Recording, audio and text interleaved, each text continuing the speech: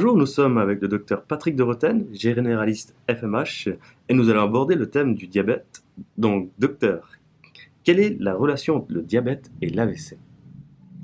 Alors le diabète n'est pas une cause d'AVC, mais c'est un facteur favorisant pour l'AVC.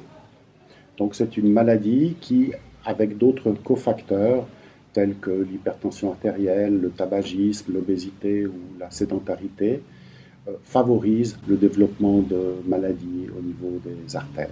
Et c'est en général une maladie au niveau des artères qui provoque un AVC, qui est susceptible de provoquer un AVC, même s'il y a d'autres causes pour les AVC.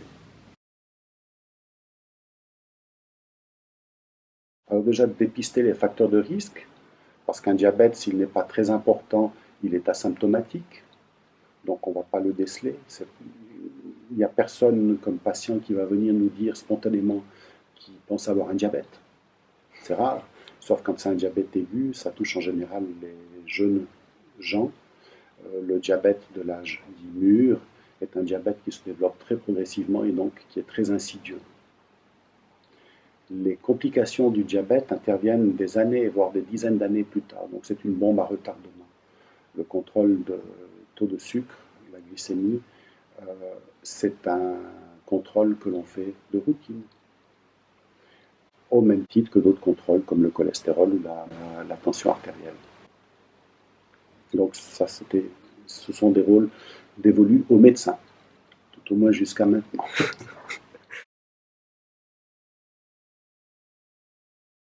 Et est-ce qu'on peut guérir du diabète? Ça, c'est une question que j'ai oublié de poser au docteur. Alors, je vais répondre moi-même par les recherches que j'ai faites. Il faut savoir déjà dans un premier temps qu'il y a deux types de diabète.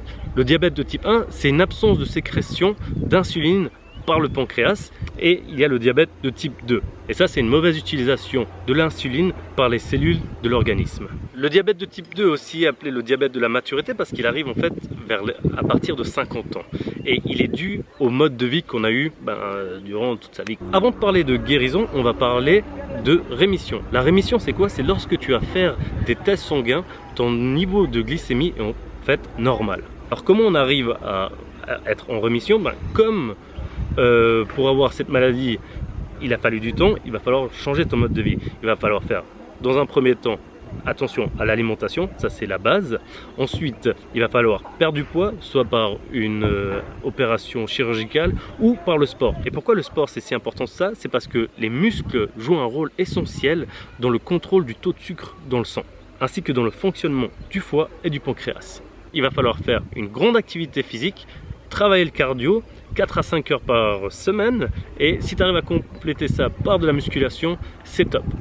Voilà pour la rémission. Maintenant, on va parler de la guérison. La guérison, c'est spécialement pour le diabète de type 1, celui qui représente à peu près 10% des personnes atteintes de diabète. Il y a des traitements qui se font. Le plus connu, donc, c'est la greffe de cellules que l'on nomme les îlots de Langerhans. Mais c'est pas encore tout à fait au point. Des fois, ça marche un an et après, ça redevient normal ou ça ne fonctionne pas tout simplement. Voilà. Pourquoi en fait? C'est parce que lorsque le traitement se fait, lorsqu'on greffe les cellules, beaucoup meurent. Et là, il y a 2 mois, en fait, le HUG et l'hôpital de Genève, en collaboration, ont réussi à créer des super îlots de Langerhans. Et ce qui permet, en fait, que lorsqu'on fait de l'implantation, les cellules ne meurent pas, en fait. Alors, c'est tout récent, il va falloir voir qu'est-ce que ça va donner dans le futur, mais en tout cas, il y a des bonnes chances de marcher. Voilà, c'est tout concernant le diabète, et à bientôt pour une prochaine vidéo de sensibilisation. Ciao!